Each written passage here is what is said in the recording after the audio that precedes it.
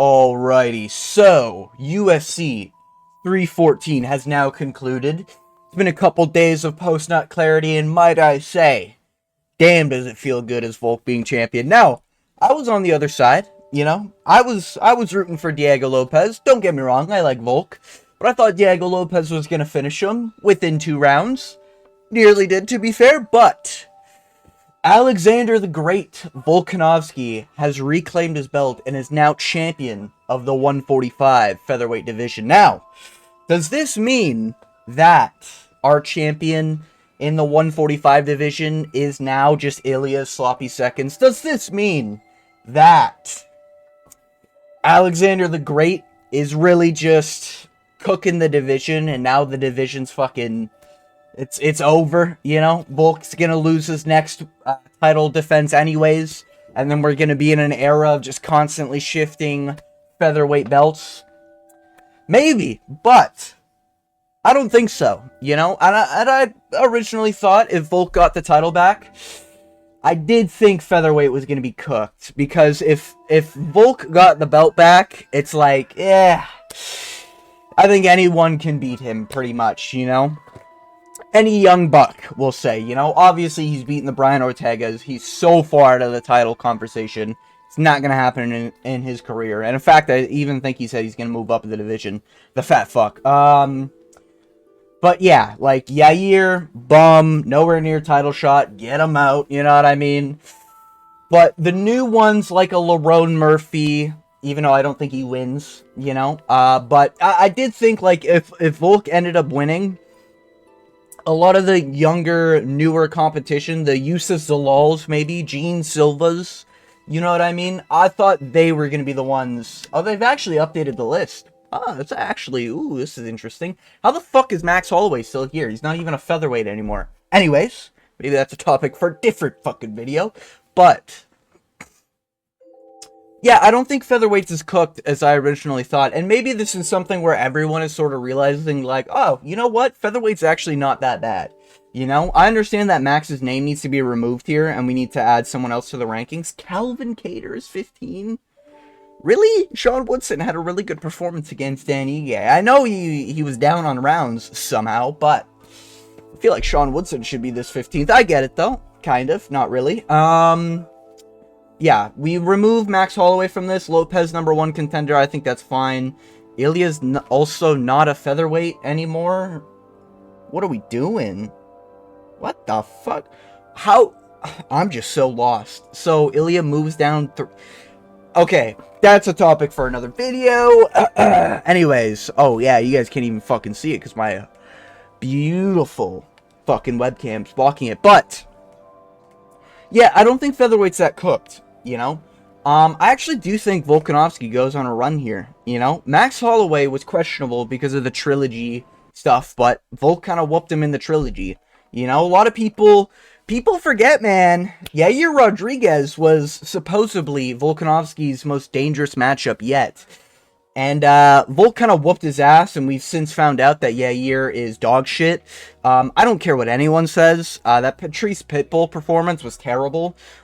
He's going into positions for 50-50s for no fucking reason. He's going for ankle locks that aren't even close to being in for no fucking reason. His kicks are good, but his hands are always down, so he's just getting clipped. Patrice almost got that armbar in round 1. You know, now he's yapping that he wants a title shot. Just cut Yair at this point. Just kidding, obviously, but it is just like, holy shit, privileged bitch. Movsar Evloev is the assumed next title contender. And if that's the case, I am actually picking Volk, and I think Volk is going to be a crazy favorite. Maybe not a crazy favorite, now that I think about it, because Lopez did lose to Evloev, so maybe they'll have...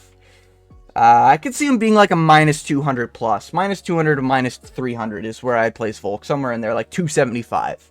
It's kind of where I'd put Volk in that matchup. I think Volk runs through Evloev in terms of a 3-2 decision, you know? Some people would say like TKO and stuff. I don't think TKO. I really do think only the great Arnold Allen can be robbed of that privilege. So I think Alexander Volkanovski is just going to beat Evloev. I think it'll be similar to the Lopez one, But this time, I think it'll actually be easy. Like, this fight, no, don't get me wrong, it was 4-1 Volk, no problem. For me, at least, that's how I had it scored, and I was biased on the Lopez side. But Volk ate shots. Like, the dude took sledgehammer to the face repetitively. He's getting stitches in his mouth, his eyes fucked. I think when he's against Evloev, you'll see a little bit of sweat on his brow after the 5 rounds, and it's GGEs. He's done with Evloev. And then we'll have Lopez coming off a win against Yair, because that's obviously the fight to make because of the beef. And then you can do Lopez-Evloev rematch for #1 contender after Volkanovski whoops Evloev. That would be my timeline, my ideal timeline. And then you would have probably Lerone, maybe after beating Arnold Allen. I love my boy, but it's possible Lerone gets the edge there in the decision. So you could do that. Maybe Arnold Allen gets another win off of Lerone. Like, there's not really much to do there. A lot of these numbers are going to be moved because Max and Ilya just shouldn't be on the fucking rank list at all. So, very interesting stuff. Maybe Zalal's up there, you know, because Alexander should take... Volk should take like 6 to 8 months off. I know he's getting older and that's only worse for him. But he did take a lot of damage, so I don't want to like... I don't want it to be compromised that he gets a really bad cut near his eye, and it just like fucks the whole plan up for his Evloev fight, because I do think he whoops Evloev, but yeah. So I actually think the division's pretty healthy for the next like 2 years. I think Volk can be champion for like the next 2 years, and I believe he's only 37, which people forget, man. I think he's younger than Dustin Poirier. I don't think it has age here, but we can just look this up, technically speaking. Actually, I can just click on this. This works. 36! He's not even 37. He's about to be 37. Yeah, like, I think Volk can run the division until 38. He's got no Max Holloway. Like, he's got no one who will take a very competitive decision. And if he just beat Lopez, I don't think anyone's got hands like Lopez in featherweight. You know, not even Gene Silva, to be honest with you. Gene Silva's also begging for a title shot on his hands and knees, fucking praying that he gets a title shot, because he knows he doesn't want to actually deal with competition. Just saying. You know, I don't think it's deserved he gets a title shot either, but, yeah, you know. Gene Silva versus, honestly, like, give him, like, Aljo, or, like, give him Lerone Murphy to get rid of Lerone Murphy. Fuck that bum. Or give him Yair coming off another loss, because fuck that dude, you know? Yeah, Gene Silva, I think, definitely needs, like, 2 more wins, bare minimum. They'll probably give him 1 win, because fighting nerds have aura, especially if Protest knocks out Ian Gary, like, early prediction, just saying, you know, that I might be leaning towards. But yeah, I don't think featherweight's as cooked as I originally thought, so... You know, I just don't think, I don't think Volk's gonna lose, like, anytime soon. I think for at least another 2 years, Volk is gonna reign as champion, maybe become one of the greatest of all time. I think he's already in conversation. Obviously, you have Lucas Glazy making the videos on top 3 all time. I don't know about all time, alright? But, if we give him, like, 2 or 3 more title defenses, we could make an argument for all time. He does need that number of defenses to go up, you know? His competition is crazy, but, like, the number is what people are going to look at, right? Because in, like, 5 to 10 years from now, pretty much everyone's going to be looking like the Gene Silvas. They're going to be looking like the Diego Lopez's, you know? Like, Evloev.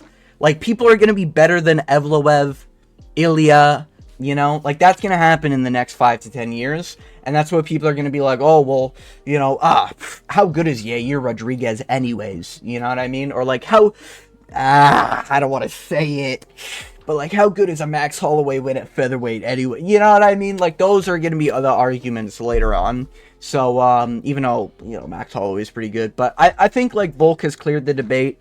I do think he's the best featherweight of all time. I think he can make the GOAT status. He's definitely up there. Man, just... like, the things he was going through as well, like, coming off 2 back-to-back losses, getting older, like, holy shit, man, this guy's a fucking Chad. What an absolute great, you know? hopefully he can get some of that good karma and finally get a son instead of what, like the 5th daughter. But you know, maybe he prefers having daughters, but you know, I'd imagine he wants a son here and there. Just saying, preserve the bloodline. You know, just saying. Preserve the last name, I guess. Would be the decision there. But yeah, that's pretty much all I wanted to talk about. I thought this would be a nice quick you know, there's not really much going on this week anyways. A lot of the I'll let the bigger guys handle the drama. You know, the Paddy Pimblett and stuff like that. But yeah, that's all I wanted to talk about. So if you made it all the way to the end of this video, I do think that featherweight is uncooked. I think it's actually pretty much fine. I think it's, you know, well done right now. You know, I think it's pretty good right now. So I think it'll get healthier within the next couple months, and just with like numbers and people being moved out, and yeah. That's all I want to talk about. So if you made it all the way to the end of this video, I wanted to thank you for watching. And as always, I hope you have,